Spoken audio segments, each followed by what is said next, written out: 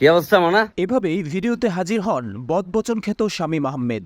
শামীম বিনোদন দেন, আবার প্রতিবাদও করেন। তবে প্রতিবাদের ধরনটা একটু আলাদা। ব্যঙ্গ করে প্রতিবাদ করে তিনি বেশ পরিচিতি পেয়েছেন। অনেকে তাকে ডাকেন মনা নামে। শামীমের বাড়ি খাগড়াছড়িতে। পড়াশোনা করেছেন চট্টগ্রাম বিশ্ববিদ্যালয়ে, বিষয় নাট্যকলা। মূলত বিশ্ববিদ্যালয়ে পড়াকালীন সময়ে সমাজের নানা অসঙ্গতির চিত্র ফুটে ওঠে তার সামনে। মনস্থির করেন প্রতিবাদ করবেন, কিন্তু সরাসরি তো আর প্রতিবাদ করা যায় না। শামীম বেছে নেন সামাজিক যোগাযোগ মাধ্যম এবং ডিজিটাল ভিজুয়াল প্ল্যাটফর্মকে। 2020 সালের জুলাইয়ে সামাজিক যোগাযোগ মাধ্যম ফেসবুক এবং ইউটিউবে নানা বিষয়ে কন্টেন্ট বানানো শুরু করেন শামীম। শুরুতে নোয়াখালীর আঞ্চলিক ভাষায় সমসাময়িক এবং সামাজিক নানা অসঙ্গতি নিয়ে ভিডিও তৈরি করেন তিনি। মজার ছলে ব্যঙ্গ করে কথা বলার মাঝেই শামীম ফুটিয়ে তোলেন অসঙ্গতির চিত্র।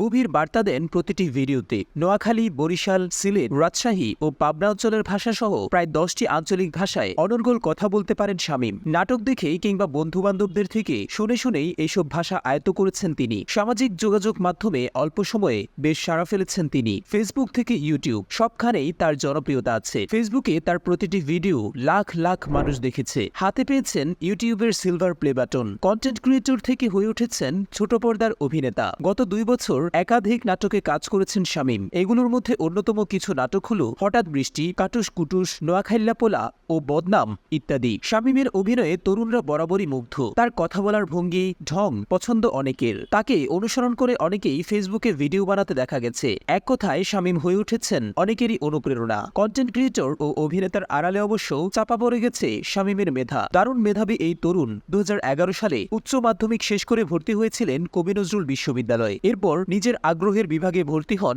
চট্টগ্রাম বিশ্ববিদ্যালয়ের নাট্যকলা বিভাগে। সেখান থেকেই স্নাতক এবং স্নাতকোত্তর শেষ করেন। তখন থেকেই কন্টেন্টের প্রতি তার আগ্রহের শুরু। ভিডিওতে অনর্গল কথা বলে যাওয়া শামীম বাস্তবে অন্তর্মুখী স্বভাবের। অনেকে ভিডিও কন্টেন্ট বানানোর পরামর্শও দিতেন, কিন্তু শামীম সেসবে পাত্তা দিতেন না। একদিন নিজেই আমের ব্যবসা নিয়ে একটি ভিডিও আপলোড করে অফলাইনে চলে গিয়েছিলেন। পরে ফেসবুকে দেখেন লাখ লাখ মানুষের কাছে তার সেই ভিডিওটি পৌঁছে গেছে। এরপর থেকে নিয়মিত ভিডিও বানাতে থাকেন। মজার ব্যাপার হলো তিনি জানতেন না যে ফেসবুক ভিডিও থেকেও টাকা আয় করা যায়। শামীমের কাছের এক ব্যক্তি ভিডিওগুলো আপলোড করে টাকা আয় করতেন। পরে সতর্ক হয়ে শামীম নিজেই সবকিছু দেখাশোনা করেছেন। ভিডিওতে লক্ষ লক্ষ ভিউ আসলেও তার স্বস্তি ছিল না, কেননা বলার মতো কিছু করতেন না। অথচ এখন তিনি কোন কাজটা ছেড়ে কোন কাজটা করবেন সেটার ভাবারই সময় পাচ্ছেন না। শামীম অভিনেতা হলেও বদবচন নামে কেন এত পরিচিত সে ব্যাখ্যা তিনিই দিয়েছেন। মূলত ভিডিওতে কটু কথায়, বাঁকা কথায় কিংবা ব্যঙ্গ করে নানা বিষয়ে কথা বলায় বদ শব্দটা জুড়ে দিয়েছেন। আর স্বাধীনভাবে কথা বলেন দেখেই নাম দিয়েছেন বদবচন।